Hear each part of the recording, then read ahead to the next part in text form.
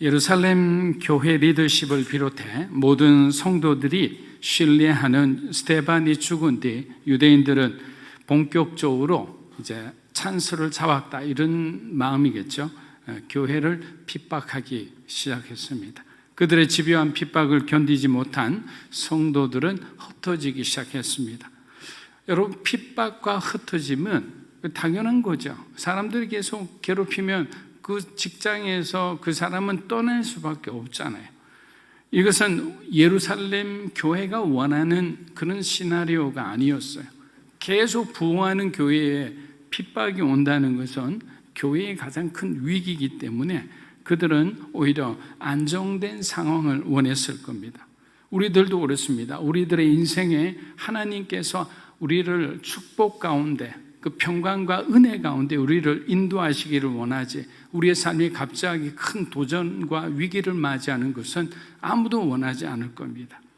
이제야 교회가 훌륭한 리더십을 세우고 이제 한층 더 성장하기를 원했는데 성도들의 생각과 기대와는 달리 교회는 점점 약해져만 갔습니다. 그러나 하나님은 언제나 최악의 순간에도 최선의 결과를 만들어내시는 좋으신 분임을 우리는 기억해야 합니다. 지금 당장은 아무것도 보이지 않고 앞이 캄캄해도 하나님은 우리를 위해 대안을 만들고 계심을 믿어야 하는 것이죠. 사도행전 8장 1절 우리 한번 읽어보겠습니다. 사울은 그가 죽임당함을 마땅히 여기더라. 그날에 예루살렘에 있는 교회에 큰 박해가 있어 사도 외에는 다 유대와 사마리아 모든 땅으로 흩어지니라. 자, 스데반이 순교할 때 그 장면을 지켜보던 사울은 스데반의 죽음을 당연한 것으로 여겼습니다. 여러분, 우리가 사상과 이데올로기가 얼마나 무서우냐면 자기가 믿는 것이 믿는 것을 절대로 포기하지 않아요. 그래서 서로 진영끼리 나누기 시작하면 그 다음부터는 아주 무서운 싸움만이 남아있는 거예요. 그리고 억울한 그 수많은 희생자들만 남는 거예요. 사울도 지금 유대적 이데올로기에 그냥 사로잡힌 사람이었어요. 그러니까 이 스데반이 돌로 잔인하게 맞아 죽는 장면을 보고도 마음의 양심이 조금 더 흔들리지 않는 거예요. 그만큼 우리의 생각이 하나님을 떠나 세상의 어떤 잘못된 생각에 우리가 고착되면 우리도 그리스도인으로 모습을 가지고 있지만 우리는 그리스도인이 아닐 수도 있는 거예요. 왜? 그 생각이 하나님의 그 가르침, 성경보다 우위에 있다면 우리는 그것은 우리 자신은 그리스도인이라 말할 수가 없는 거예요. 아직 거듭나지 못한 사울에게 스데반은 하나님을 망령되 일컫는 신성 모독자에 불과했습니다. 자기 자신과 하나님의 율법에 대해 엄격했던 사울은 본격적으로 예수 믿는 자들을 잡아 옥에 가두는 일을 하기 시작했습니다. 예루살렘 교회에 공공의 적이 있다면 바로 유대교 지도자들의 마치 행동대장과 같은 사울이었을 겁니다. 그렇게 완악했던 사울도 그리스도인들을 잡으러 다메섹으로 가는 길에 예수님을 만나 이방인의 사도로 부름을 받게 됩니다. 그때부터 그는 히브리식 이름인 사울을 버리고 로마식 이름인 바울의 이름을 취하게 됩니다. 사랑하는 여러분, 우리들의 삶에도 바울과 같은 인생 역전의 시간들이 반드시 찾아오게 됩니다. 물론 여러분의 변화를 여전히 의심의 눈초리로 바라보는 사람들이 있습니다. 그렇기에 고난과 핍박을 어떻게 바라보느냐에 따라서 우리들의 인생은 달라질 수밖에 없는 거예요.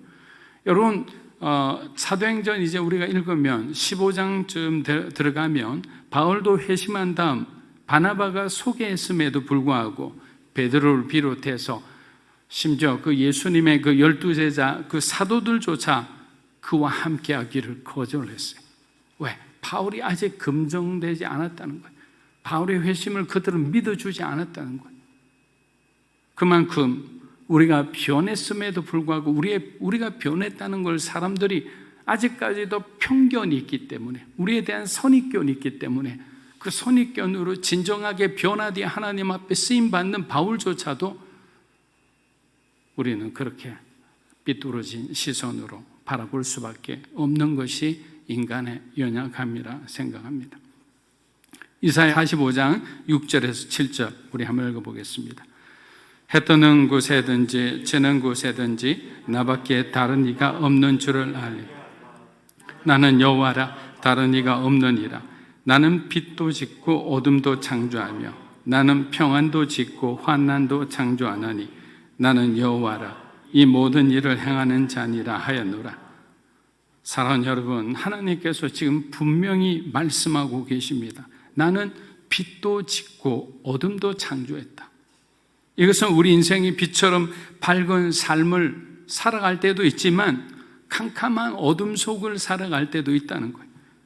평안을 누리며 살 때도 있고 환난을 겪으며 힘든 어려운 삶을 살 때도 있다라는 거죠. 근데 중요한 것은 여기서 뭐냐? 하나님께서 어둠과 환난을 함께 지으셨다는 거예요. 여러분, 전도서 7장 13절 14절을 보면 이런 말이 있잖아요. 형통한 날에는 기뻐하고 공고한 날에는 생각하라. 이 두 가지를 하나님이 병행하사 하나님의 뜻을 인간으로 하여금 알지 못하게 하려 합니다. 형통한 날도 하나님이 주시는 거고요, 공고한 날도 하나님이 주시는 거예요. 공고한 날을 우리에게 주시는 데는 하나님의 특별한 이유가 있죠. 이 공고함을 통해 우리가 하나님을 더 겸손히 하나님의 하나님의 뜻을 따라 우리가 살기를 원하죠. 우리가 하나님의 뜻을 따라 살다가 만약에 세상을 바라보고 살기 시작하면 하나님 우리의 삶을 공고하게 만들 수밖에 없어요. 왜냐하면 고통을 통해 하나님 우리에게 소통을 하기를 원하기 때문입니다. 잘 기억해야 됩니다. 고난이 항상 마귀가 주는 것이 아니에요. 하나님께서 우리를 성장시키기 위해 잠시 어둠의 시간을 겪게 하시기도 합니다. 환난을 통해 하나님을 더욱 의지하고 신뢰하게 만드는 것입니다. 예루살렘 교회를 폭발적으로 부흥시키신 분도 하나님이시잖아요. 그런데 스데반의 죽음을 통해 유대인들의 핍박을 허용하신 분도 하나님이시잖아요. 그러면 하나님은 이에 대한 분명한 목적을 갖고 계시는 거예요. 왜 우리에게 고난을 주셨을까? 왜 우리 교회가 이렇게 어려워질까? 그에 대한 우리는 하나님의 어떤 뜻을 분명히 우리는 알아야 되는 거예요. 결국 하나님은 복음이 땅끝까지 전파되기 위하여 잠깐의 고난과 고통과 슬픔을 성도들에게 허락하신 거예요. 1절을 보면 교회에 큰 박해가 있어 사도들만 예루살렘에 남고 많은 수가 유대와 사마리아와 모든 땅으로 흩어졌다고 합니다. 여러분, 이 구절을 읽으면서 무엇이 생각나십니까? 예수님께서 승천하시기 전 제자들에게 말씀하신 그 구절과 너무나 흡사하지 않습니까? 사도행전 1장 8절 한번 읽어보겠습니다. 오직 성령이 너희에게 임하시면 너희가 권능을 받고 예루살렘과 온 유대와 사마리아와 땅끝까지 이르러 내 증인이 되리라 하시니라. 자, 오순절날 성령님이 임하셨죠? 성령으로 충만한 사도들의 권능으로 인해 하루에 3,000명, 4,000명씩 예루살렘 교회는 폭발적으로 부흥하기 시작했습니다. 이건 완전히 하나님의 주도하에 이루어진 일들이에요. 그런데 예수님은 교회가 그 다음 단계까지 나아가야 함을 이미 예수님은 알고 계셨어요. 예루살렘에만 머물지 말고 온 유대와 사마리아와 땅끝까지 가야 하는데 예루살렘 교회는 예루살렘 교회 안에서 머물고 있었던 거예요. 교회의 성장에 모든 교회가 집중되어 있었던 거예요. 우리 교인들의 구제, 우리 교인들을 섬기고 또 서로 간에 어떤 모임을 하고 하나님이 깨뜨릴 수밖에 없는 상황이 되는 거예요. 왜? 하나님의 목적은 예수님께서 말씀하신 대로 유대와 사마리아와 땅끝까지 주의 복음이 전해져야 되는데 전하지 않고 우리끼리 좋으면 결국에는 깨어질 수밖에 없다는 겁니다. 교회의 부흥과 교회의 핍박과 교회의 디아스포라도 그리고 안디옥 교회를 중심으로 한 선교 활동도 예수님의 이 말씀의 성취라는 거예요. 하나님의 목표는 예루살렘이 아니라 유대와 사마리아와 땅끝에 있었다는 거예요. 사도행전에서 가장 중요하게 여기는 단어가 바로 증인이에요, 증인. 그리스도 예수의 증인이 되는 삶을 위해 성령님이 오신 거잖아요. 그리고 우리가 그리스도를 증거하기 위해서 우리가 살아갈 때 성령님이 우리를 도와주시는 거예요. 필요한 말씀도 생각나게 하고 또 하나님 나라에 대한 뜨거운 감동도 우리에게 주시고 그 감동받은 우리는 어떻게 됩니까?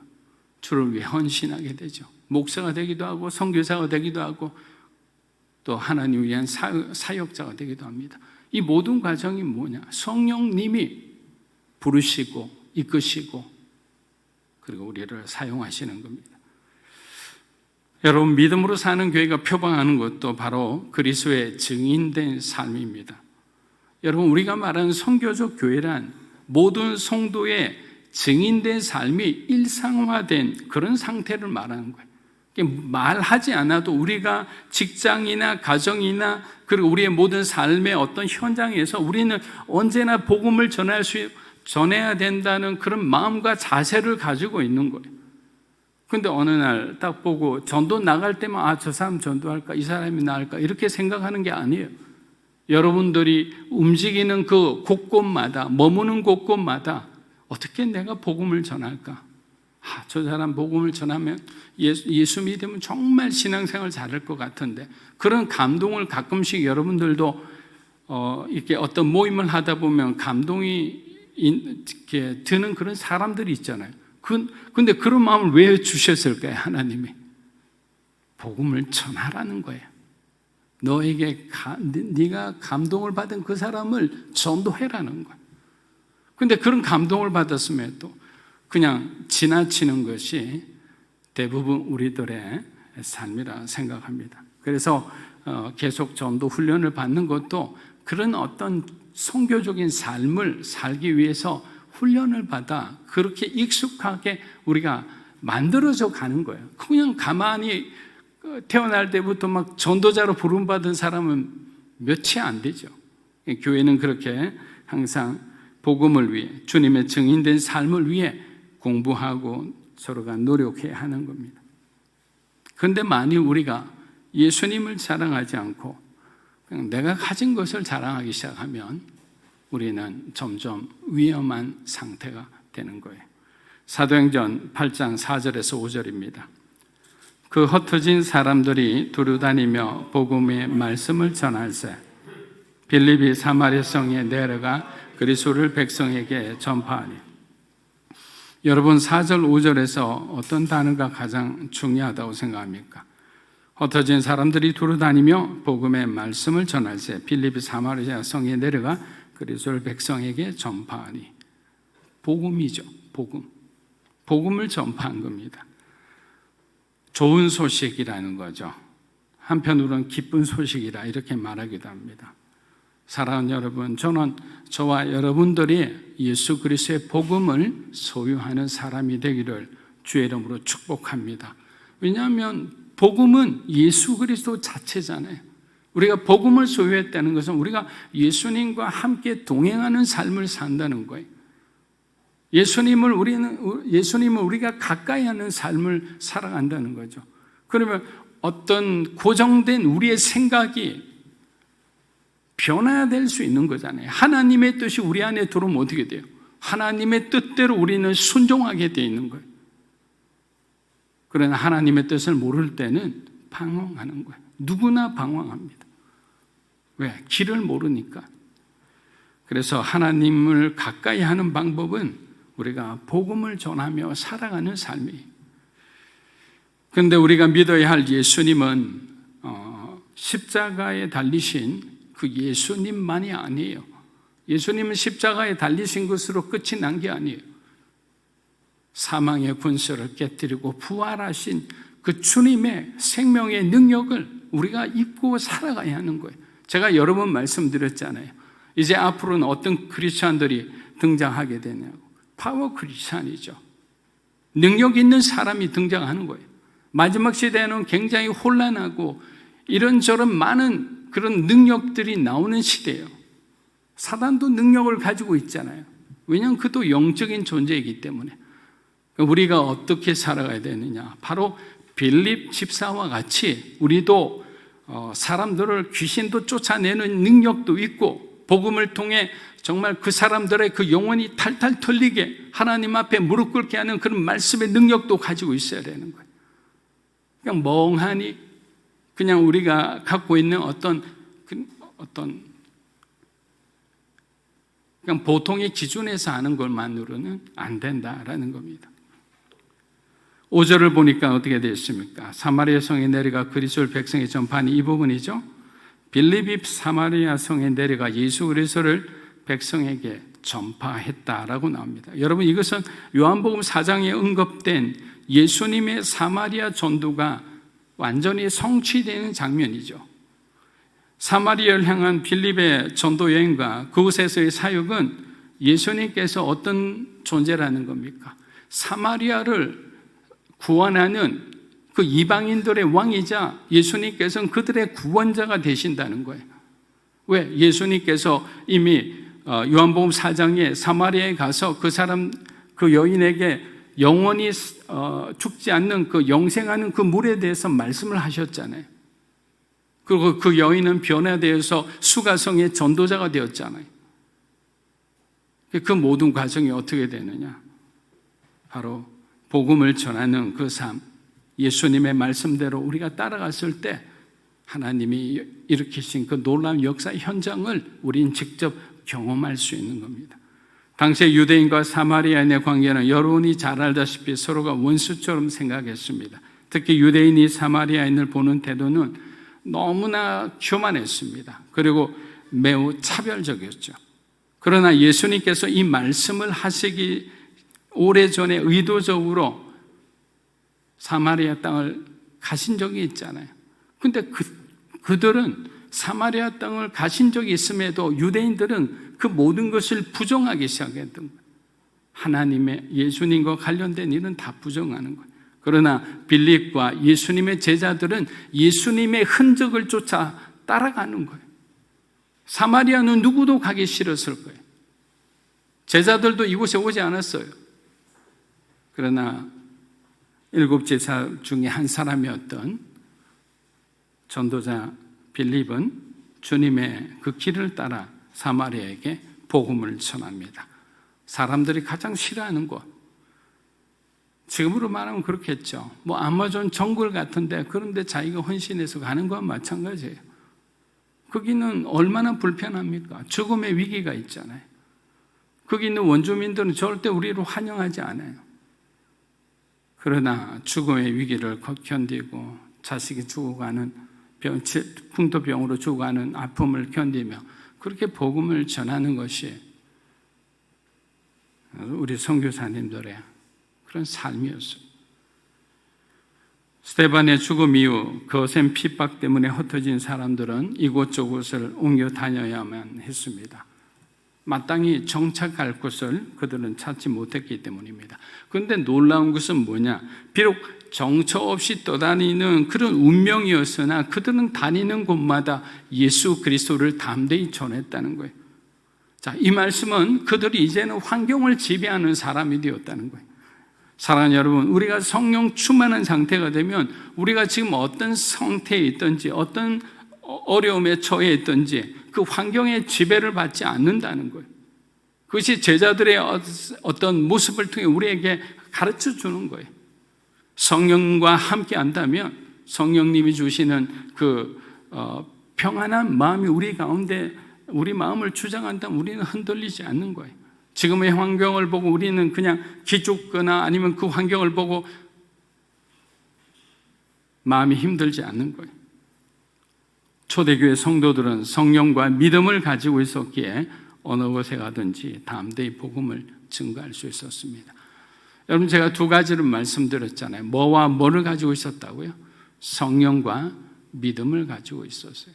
저는 믿음으로 사는 교회 여러분들이 성령과 믿음으로 충만하기를 주의 이름으로 축복합니다. 성령님하고 그 교제를 여러분들이 매일 드린 그 교제를 소홀히 하지 마세요. 뒤에서 찬양을 하는데 성령님께서 이렇게 우리들의 마음을 막 위로하는 듯한 느낌이 들잖아요. 그러면 그 은혜 가운데 그냥 깊이 빠져들어가요. 그런데 어느 날은 제가 성령 충만하지 않을 때는 아무리 여기서 성령으로 충만한 찬양을 해도 그것이 그냥 스쳐 지나가는 거예요. 내 것이 안 되는 거예요. 그러니까 어떻게 되느냐? 내가 하나님의 그 나라 속으로 그냥 달려가야 되는 거예요. 그 품 속으로 안겨야 되는 거예요. 그것이 바로 믿음이죠. 믿음이 있으면 달려갈 수 있는 거잖아요. 사도행전 8장 5절에서 6절입니다. 빌립이 사마리아 성에 내려가 그리스도를 백성에게 전파하니 무리가 빌립의 말도 듣고 행하는 표적도 보고 한 마음으로 그가 하는 말을 따르더라. 빌립은 말씀만 전하지 않았습니다. 예수님께서 하신 그대로 병자도 고치고 귀신 쫓아내는 그 축사의 사역도 하는 등 그의 사역에는 기사와 이적과 표적이 드러났어요. 예루살렘에 머물러 있을 때보다 오히려 선교지에 나오니 성령의 능력이 더 강해지는 것 같아요. 빌립 집사가 예루살렘 그 교회에 있을 때는 그런 능력이 나타났다는 것이 아무런 기록이 없잖아요. 그러나 그가 주님의 부르심을 따라 성령의 인도하심을 따라 선교지에 나아갔을 때, 그리고 험지로 갔잖아요. 사마리아에 갔을 때, 하나님만을 의지했을 때 역사는 일어나기 시작했던 겁니다. 여러분, 제가 이제 CGN TV에 사역을 했으니까 많은 선교사님을 만나게 됩니다. 특별히 아마존에 계신 그 선교사님을 만났을 때 그 사모님 되는 목사님도 교회 우리 공동체에 왔다가 한 반년이 못 돼서 돌아가셨거든요. 근데 그분이 이렇게 말씀을 하셨어요. 선교지에는 어떤 기적이 일어나나요? 매일이 기적이죠. 그러나 환경 가운데서 우리가 병들지 않고 하나님께 예배드리고, 그리고 정말 말도 제대로 안 통하는 그런 사람들에게 우리가 복음을 전하러 가는 것 그 자체가 기적이죠. 그리고 그곳에는 누구도 의지할 사람이 없습니다. 그래서 하나님만 바라볼 수밖에 없으니까 우리의 그 간절함과 그 절박함이 하나님께 상달되었다면 하나님은 우리를 지켜주셨으리라 생각합니다. 아무것도 없으니까, 의지할 사람도 없고 내가 뭔가 내 스스로 할 것도 없을 때 우리는 하나님 앞에 무릎 꿇을 수밖에 없는 환경이 돼요. 그때 우리가 간절하고 절박한 목소리를 하나님 앞에 우리의 도움을 구해보세요. 하나님 외면하지 않으세요. 절대로 외면하지 않고 우리의 그 간절한 기도를 들어주십니다. 그러니까 여러분들은 절대 포기하지 마시고 어려울수록 하나님께 더 가까이 다가가시는 여러분이 되시기를 주의 이름으로 축복합니다. 사랑하는 여러분, 마지막 때가 다가올수록 교회와 그리스도인들에게는 말씀드린 대로 빌립 집사와 같은 그런 능력 행함이 필요하죠.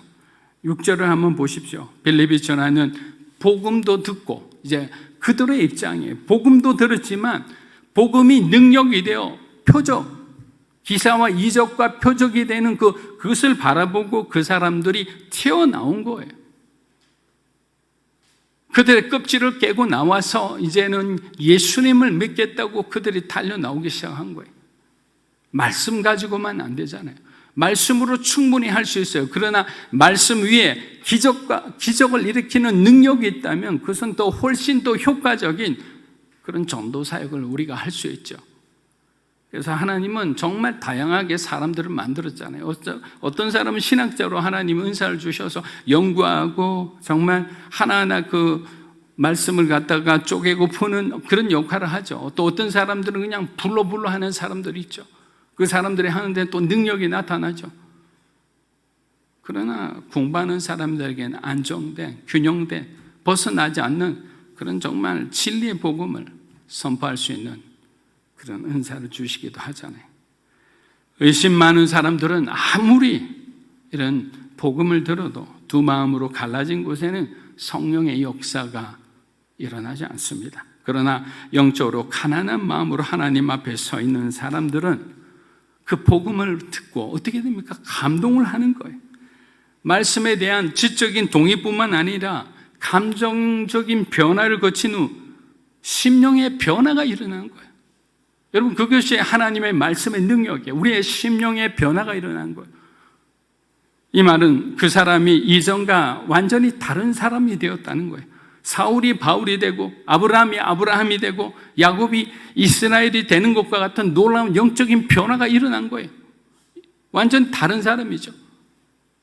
여러분, 물이 포도주가 된다는 것은 물리적 변화가 아니잖아요. 화학적 변화잖아요. 완전히 다른 성질이잖아요. 예수님이 가나 혼인잔치에서 물이 포도주로 변하게 된 것은 완전히 신적인 능력을 그들에게 보여준 거예요. 그리고 난 뒤에 어떻게 되나? 은혜 받은 사람은 자원하여 스스로 하나님을 위해 자신의 모든 것을 드리게 되는 거예요. 그리고 내가 가진 거 아깝지가 않는 거예요. 지난주 말씀드렸잖아요. 하나님의 영광을 본 사람들, 하나님께 제대로 은혜 받은 사람들은 내가 지금 가지고 있는 것이 아깝지가 않아요. 왜? 하늘에 있는 그 놀라운 그 하나님의 영광, 그것엔 더 좋은 것들이 있기 때문에 그것을 바라보고 살아가는 거예요. 그런 사람들은 지금 우리가 고민하는 그런 고민을 하지 않아요. 돈이 없는데, 집이 없는데, 이런 고민을 하지 않아요. 어떻게 하면 우리 주변에 저 사람에게 복음을 전할까? 하나님, 저 사람의 마음을 열어주십시오라고 눈물로 기도하는 사람들이잖아요. 어떻게 살아야 할까? 이건 저와 여러분의 선택입니다. 마지막 시대로 갈수록 우리 자녀들 있잖아요. 나만 그냥 그래도 내 시대에는 하나님 안 오시겠지. 그게 아니죠. 여러분의 자녀들은 어떻게 할 거예요? 저는 바울의 회심이 아주 대단하다고 느끼는 것은 사실 단 한 번의 체험에 불과함에도 바울은 주님의 음성을 분명히 기억하고 이전의 삶을 즉각적으로 단대로 놓습니다. 사실 불같은 은혜의 체험을 하고도 헌신하지 않는 사람들, 우리 주변에 얼마나 많이 있습니까?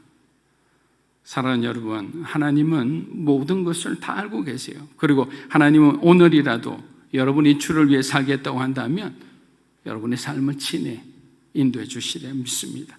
그렇게 그리스도인은 오늘을 위해 살아가는 것이 아니야. 제가 늘 말씀드리지만 하나님, 우리가 주님을 만나는 그날을 바라보고 살아가잖아요. 그 시점이 다른 거예요. 그 무게중심이 다른 거예요. 사도행전 8장 7절에서 8절입니다.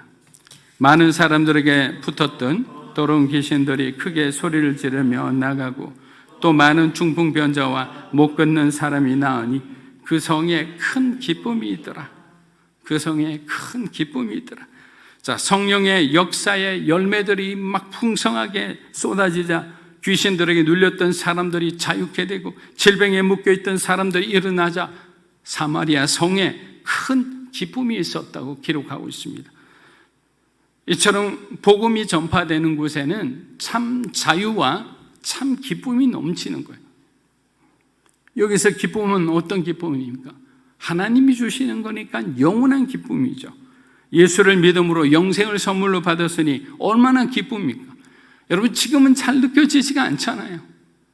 당신 예수를 인정하고 난 뒤에 구원받았습니다. 이제는 당신 하나님 나라로 들어갈 수 있습니다. 박수하고 막 박수해도 집으로 돌아갈 때는 정말 나 구원받았나? 이런 생각이 드는 게 당연하고 누구나 그런 생각을 할 수 있습니다. 그러나 거기서부터 우리는 그리스도의 장성한 분량으로 자라기 위해서 우리가 새벽 기도, 그리고 우리 수요 예배, 그리고 주일 예배뿐만 아니라 성경 공부 등 자기 자신이 노력해서 정말 하나님을 더 깊이 알기 위해 노력해야 되는 거예요. 그렇게 했을 때 그 사람에게 능력이 생기죠. 말씀의 능력이 생깁니다. 사람을 대할 때 하나님께서 그 사람에게 어떤 말씀을 전해야 되는지 지식의 말씀, 지혜의 말씀을 주셔서 그 영혼을, 잃어버린 영혼을 하나님의 권세로 장악할 수 있죠. 그래서 그를 예수 그리스도로 인도할 수 있는 거예요. 예전에 미국에서 아주 유명한 부흥사인데 그분이 비행기를 탔어요. 비행기를 타서 그 옆에 보니까 아주 멀쩡한 정말 중년 신사, 멋있는 신사 같아더래요. 그래서 인사하려고 딱 봤는데 그 사람의 여기에 이마에 뭐라고 적혀 있냐면 adultery, 간음이라고 적혀 있었던 거예요. 그래서 이 목사님은 말을 하고 싶은데 이 죄가 너무나 부끄러운 죄라서 말을 하지 못했다는 거예요. 그래서 고민하는데 눈을 감으면 하나님이 막 압력을 가는 거예요. 뭐 하냐? 저 사람에게 네가 말을 해야 저 사람이 살 수 있다고. 그래서 그분이 말을 합니다. 죄송한데 제가 목회자인데 당신을 바라보고 기도를 했을 때 하나님께서 당신이 이 죄를 지고 있다는데 내가 말을 하지 않을 수 없을 것 같아요. 그랬더니 그럼 제 죄가 뭔지 말씀을 해달라고. 어덜투리의 죄를, 간음의 죄를 저지르고 있다고 빨리 회개하라고 그러신다고. 그 순간 그냥 그 남자가 땅바닥에 엎드려 그냥 그 비행기잖아요. 근데 부끄러움도 없이 막 펑펑 울기 시작하는 거예요.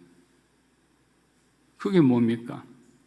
하나님께서 능력으로 지식의 말씀의 은사로 그 사람이 죄가 보이니까 그 죄를 이야기해 줬을 뿐인데 그 사람은 회개하고 그리고 돌아가서 아내에게 자기 죄를 고백하고 용서를 구하겠다고.